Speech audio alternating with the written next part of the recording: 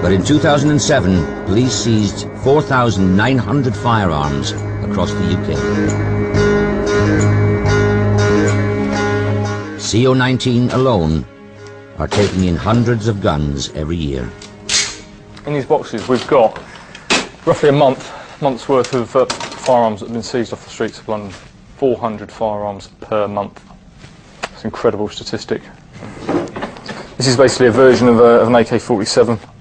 You'll empty this magazine in full auto mode in a couple of seconds. 300 to 400 a minute. In a crowded environment, that would be absolutely deadly. This is a 9mm Uzi submachine gun. Again, it's an extremely dangerous firearm. Extremely effective at close range and extremely dangerous. Various pistols here. The whole point of carrying a pistol around is it's light, concealable, and you know, it's got a decent rate of firepower. Got shotguns. They've all been shortened to some degree. You can much more easily conceal this. Very, very powerful, very versatile, very reliable. Extremely dangerous pieces of kit. None of these weapons were handed in as part of an amnesty. This is only 1 month's worth. We get this every single month, and this is just the ones that we're seizing. It certainly focuses our minds as to the sort of quantity and quality of firearms that are out and about there. The days where you had the old-fashioned armed robber with the sawn-off shotgun, they tend to have disappeared. You know, they would just pull out the gun for that particular crime, shove it down their trousers or inside their raincoat, go in, do the armed robbery and walk out again. Our people are carrying the guns all the time. You know, they're with them 24 hours a day, so it has to be concealed so that we and the public don't realise they're carrying a gun.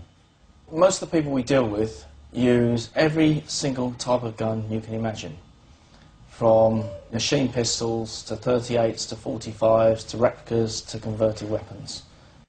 It's totally out of control. This police officer, who feared he'd lose his job for speaking out, asked to remain anonymous.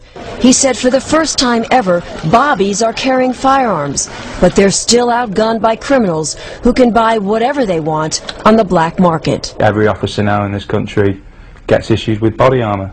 When I joined the police service back in the 80s, we didn't have any of this. We had a wooden truncheon and a set of chain link handcuffs. The firearms laws have been tightened up since. Why do we still need this equipment? Simply because the criminals have the weapons and they're prepared to use them.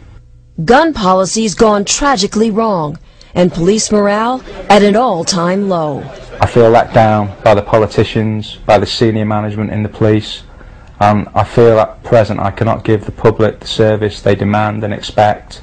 And as this officer made very clear, it's a law built on a lie. The politicians, basically, they have misled the public. They said, if we ban handguns, the country's going to be a safer place. They ban the handguns, the country is not a safer place. Why are British people not to be trusted? And I think that says a lot about the government. Citizens left defenseless, now victims of the very laws passed to protect them.